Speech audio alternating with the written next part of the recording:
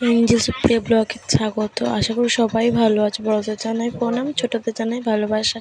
কার কার বাচ্চা এরকম কোথাও গেলে এরকমভাবে দুষ্টুমি করে কমেন্টে বলে যাবে, ঠিক আছে?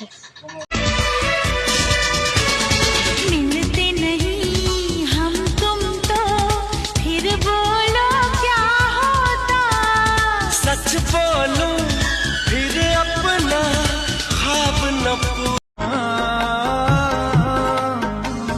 धूप में तुझसे ठंडक, सर्द में तुझसे राहत, रूह की तुम शिद्दत हो।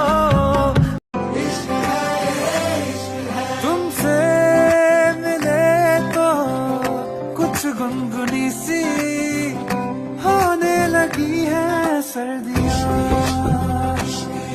तुमसे। আশা করি তোমাদের যদি ভালো লাগে একটা লাইক সাবস্ক্রাইব করে দিয়েছো, একটা কমেন্ট তো করে দিয়েই যাও।